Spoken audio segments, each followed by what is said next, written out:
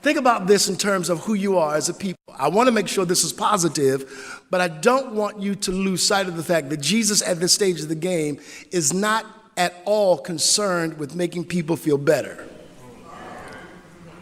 And I want you to be clear that the essence of what Jesus is going after here has nothing to do with seed. It's the way in which humanity is representative of all these types of soil. This is a text about soil, not about seed. And so the idea is what kind of help, what kind of hope do you and I have for whatever condition of soul we represent in this text? I don't fly as much as many of you in the audience. But I've never sat on a plane and not when the stewardess comes to give me the instructions on what to do in case of an emergency, inwardly groan with, here we go again. In fact, I am guilty of being that guy who, when the stewardess is standing in the center aisle doing this,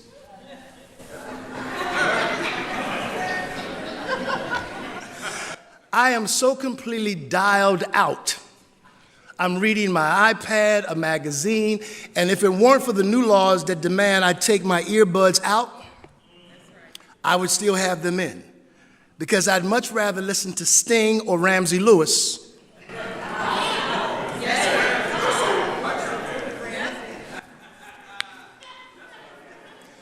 And she gives these very faithful instructions before we take off, and it's always occurred to me that virtually nobody on the plane is listening. And I suspect that that's true not just for me, but for many of you. I also suspect that once they announce that the plane has a problem, or that we're about to crash, everybody wishes they had been listening when the stewardess was giving her instructions. And what Jesus is getting at is the problem in which there are people for whom they simply don't listen. And even when they listen, they don't really hear. When you consider the way Jesus goes after this, he's describing what takes place with a farmer in relationship to seed sown. And he's aiming for people to understand the severity of why listening is such an incredible part of their survival if they're going to be productive, but also trying to console, in my view, people who don't see productivity in the lives they wish they saw production in, and help them to realize it's not you, it's them. You consider that as you read this text, the issue here is about responses to what God is doing, what God is saying, and the lack thereof. Consider that the sun, the same sun, the S-U-N, that melts ice, is the same sun that hardens mud. It's not the sun's problem, because the sun is just the sun. The problem is the condition upon which the sun shines. And it's why some people can hear the Bible, sit under preaching, sit under teaching, and never change. It's why you can talk to people about the Bible. You can be evangelistic on your job, in your neighborhood, wherever you go, and you can say the same words, sow the same seed, and never there is a change. Why? Because it's not your problem. It's the condition of the soil. And no matter how hard you say it, no matter how long you say it, the problem is not that they have a hard head, they have a hard heart. And unless the heart changes, nothing in the individual will change. They will sleep on you. They will ignore you.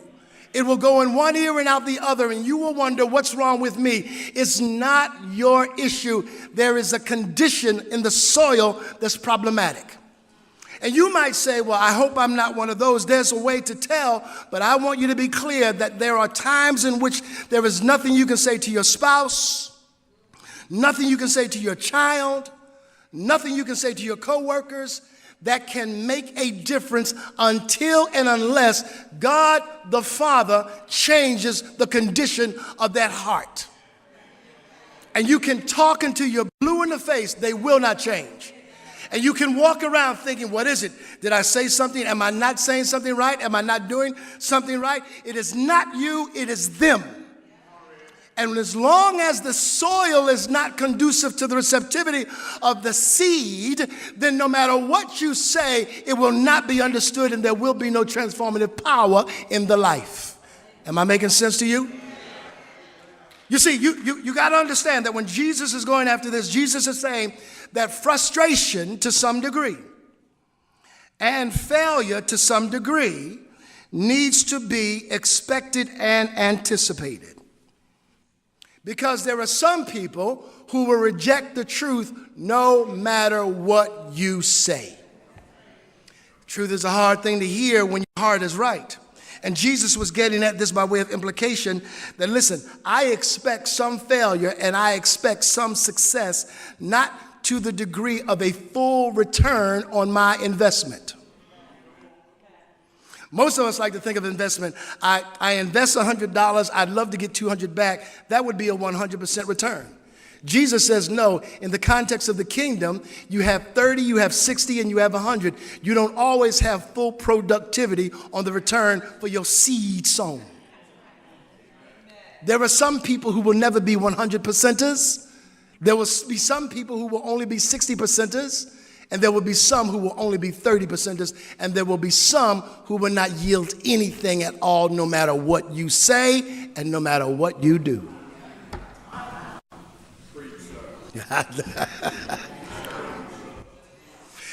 This is sobering because Jesus wants them to understand something about his mission. And by model and example, he wants you to understand something about yours. Because I know what happens. You get frustrated. You wonder, when will they hear? When will they? Well, listen, as a sower of the seed, and in this text specifically, the idea is sowing the gospel, sowing the gospel. Here's what you can't do, and this is why you can't become frustrated and disgruntled.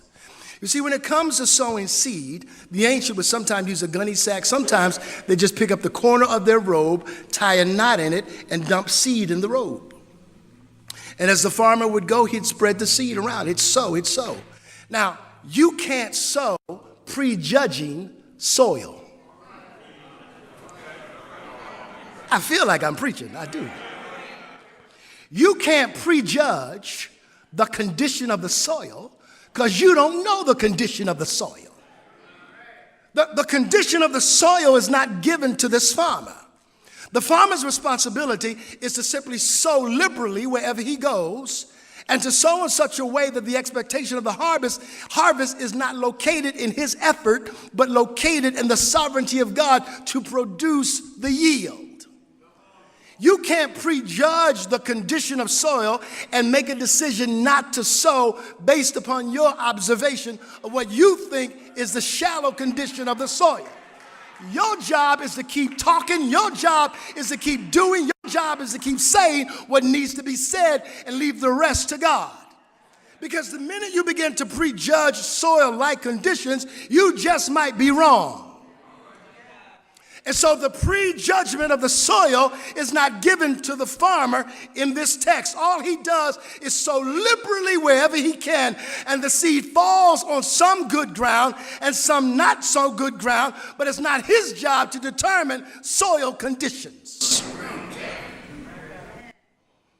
This is why when you get tired and you start to feel like your labor is in vain, you have to understand that you've got to maintain some kind of labor intensity even in what appears to be unfruitful ground. You got to keep on working hard as you know how, even though you don't see the yield of your labor. You got to keep saying what needs to be said and doing what needs to be done, whether they change or not.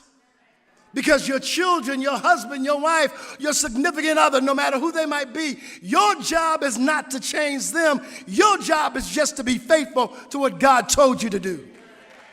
And if they never change, that is not on you. That's on them and God. And what you do is you get tired because you feel like your labor's in vain and you feel frustrated and you feel like quitting and you want to just give up. No, you got to sow that seed. You've got to say what needs to be said and dispense the gospel of God that can transform no matter what you see by way of how they respond. This text is instructive for 1,000 reasons. There are some things, and this is what preachers and teachers struggle with all the time. They always want to make what they teach and preach clear to people. Because what they don't want is for people to be confused. But I read this text, and here's what I understand. There's some confusion in people that has nothing to do with your ability to be clear. There is some confusion in people that is the result of their condition, not your lack of clarity. There is some confusion in people that has to remain because of the condition of their heart, not your creative communicative ability. Which means on some days, clarity ain't possible. They're confused because it's the condition of them. And you could teach until you were blue in the face and they still would be confused.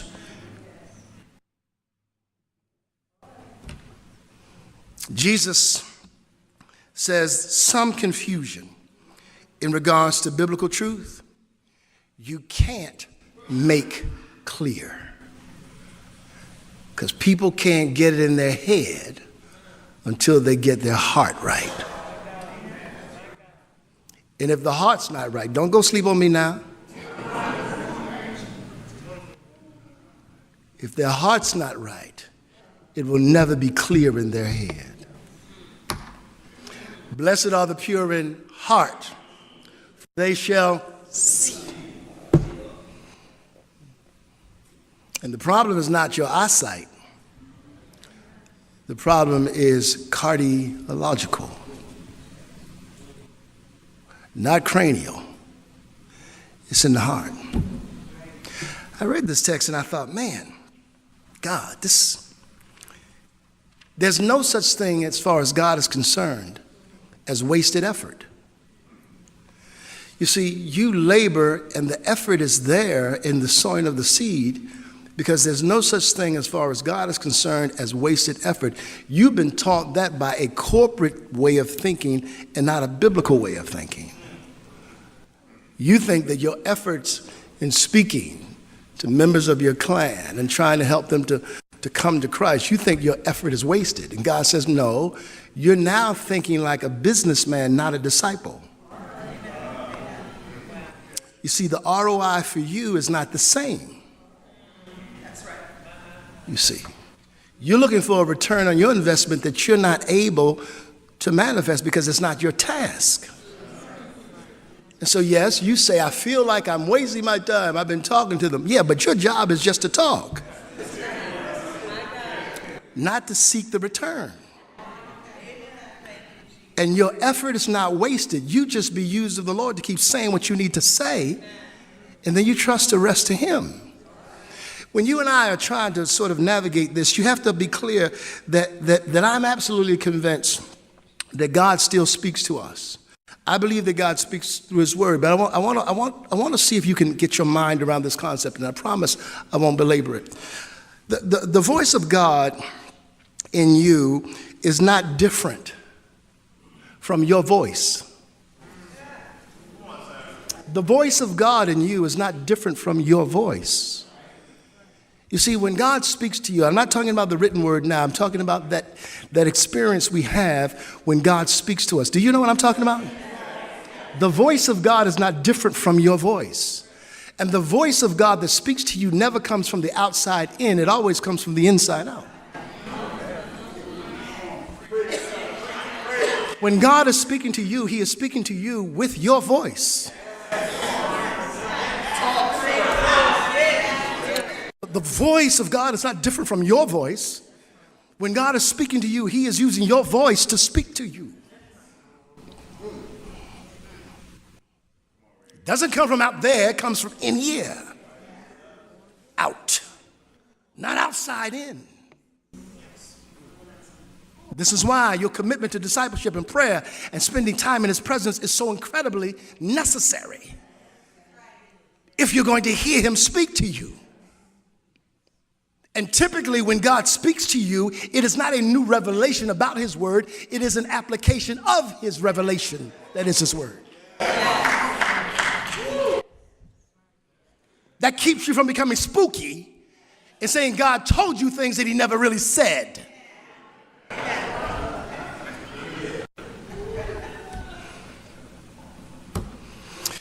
But when the heart is hardened, it can't hear. Listen quickly, let me hit this, because there are three conditions that he lays out. He lays out three. He says there's a hard heart. He says there's a shallow heart. He says there's a crowded heart. Inside this text, there is, inside verse 14, the farmer plants seed by taking God's word to others. 15, the seed that fell on the footpath represents those who hear the message only to have Satan come at once and take it away. This is identified as a heart, footpath, roadside. This is a heart that's been trampled on. That's what a road is. That's what a footpath is. People walk on it so much that it gets trampled down.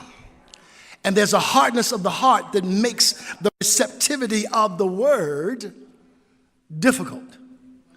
Because when a heart's been walked on so much, when it's been trampled on so much, it makes it very difficult to hear the word of God because of the condition of the heart. That's why you got to be careful and guard your heart and not give your heart to every Tom, Dick, and Harpo.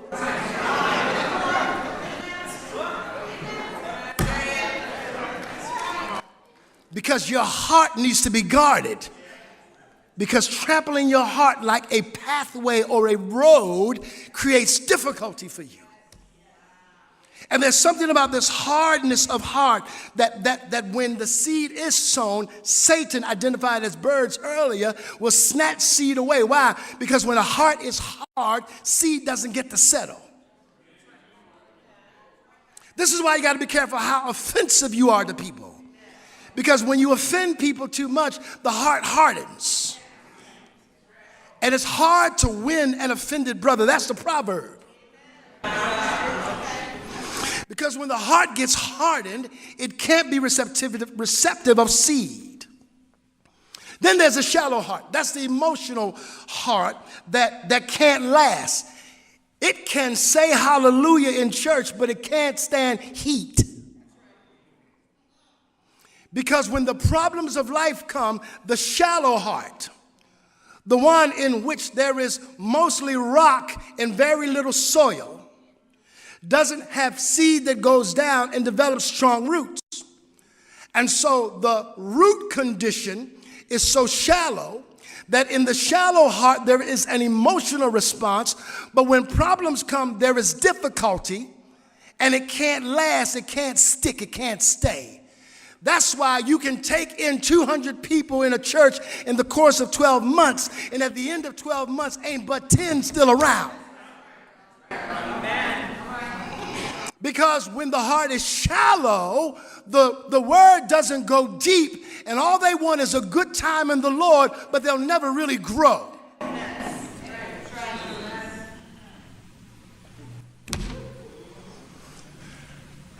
Shallow, shallow, shallow.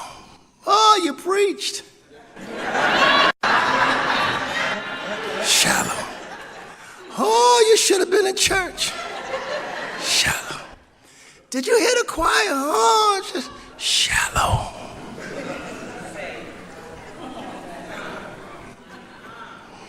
Ain't God good? Yeah.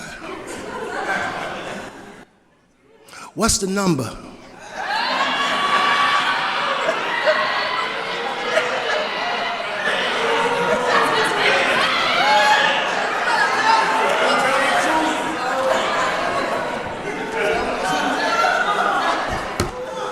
I'm trusting the Lord. Call me when the Powerball come on. Shallow.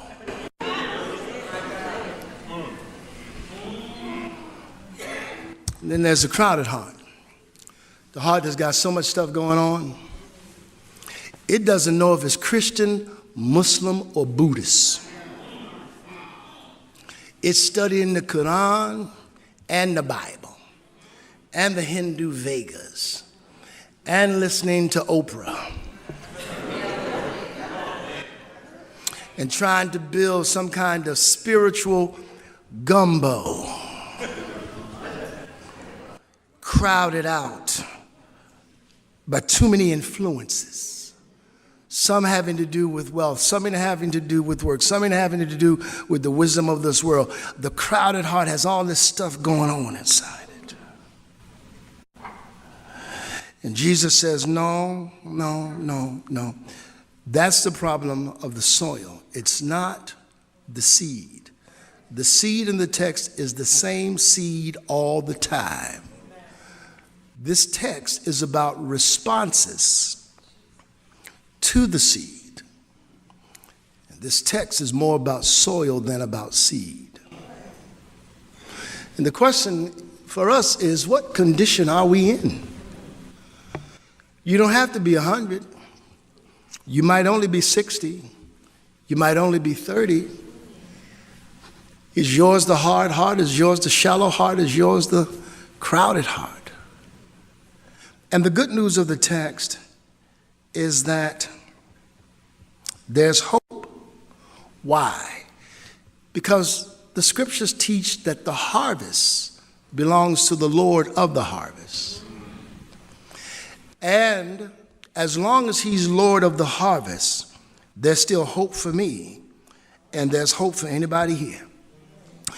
You see, it's never a hard head that prevents learning, hearing.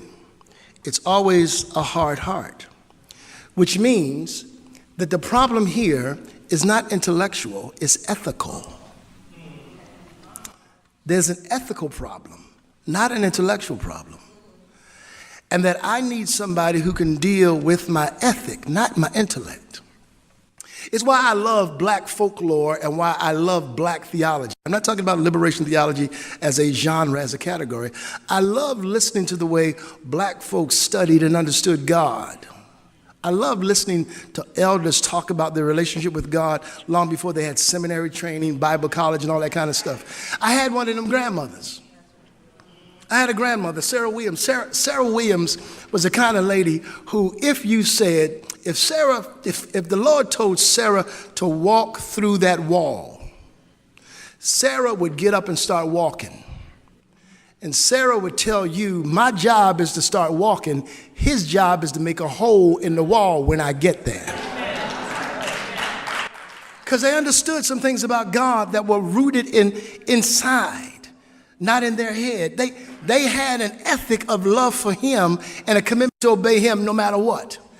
And we got angry at them because when we went to them with problems, right, they would tell us, that's all right, the Lord will handle it. And we were looking for a better answer.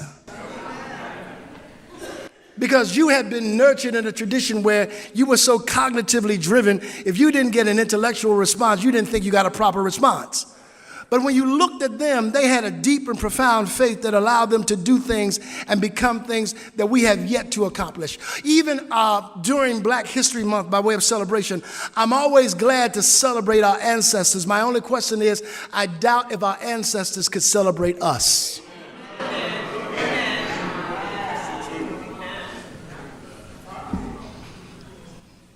We are still wandering in a philosophical and spiritual wilderness.